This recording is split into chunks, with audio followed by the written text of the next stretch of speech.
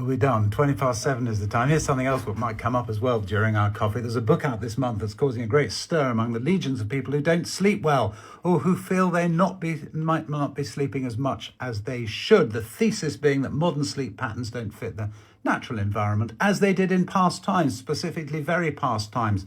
Because on the line is Dr. Merijn van der Laar, who is author of How to Sleep Like a Caveman and is also a sleep scientist. Good morning to you. Good morning. How did the cavemen sleep? Well, the thing about the sleep of cavemen is we know something about the circumstances, but what we can do, we don't know how they slept exactly, because then you have to study live people. But what we do know is we studied people in Tanzania, so the Hadza tribe, and they still live in the same circumstances as probably we did when we were cavemen. And what you can say is that they were actually quite a lot awake during the night, so that being awake during the night was quite normal.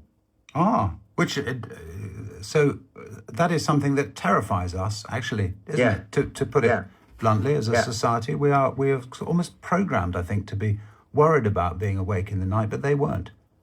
Yeah, that's true. And also, if you look at data from the Western population, you see that actually being awake up to 20% of the time that you're in the bed is quite normal, but we've lost touch with that. And I think there's a lot of perfectionism going around sleep.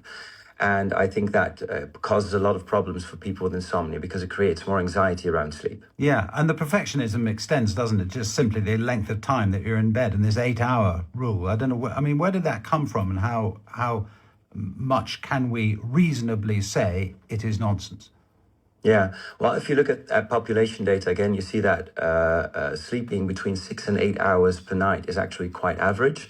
And I think the rule really stems from Robert Owen, who was a social reformer, and he said you have to work for 8 hours, sleep for 8 hours, and rest or leisure for 8 hours. So I think it stems from that, but he wasn't a sleep scientist, and still the rule is going round. Right. But the advice, though, from you seems to be just don't worry about it. I mean, is that the extent of it?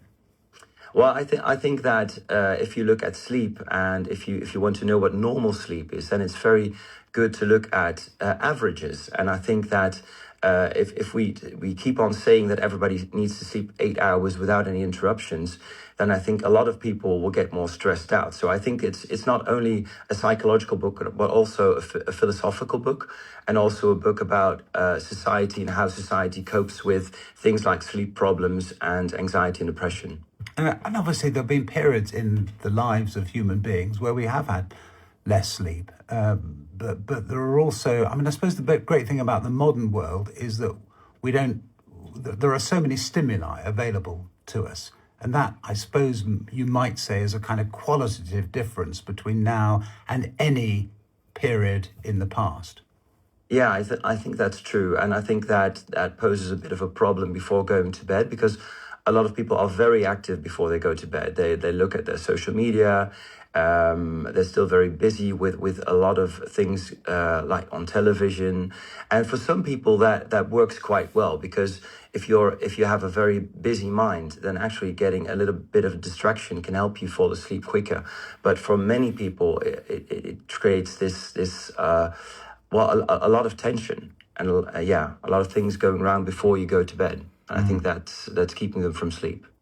Dr. Merijn van der Laar, sleep scientist, author of How to Sleep Like a Caveman. Thank you.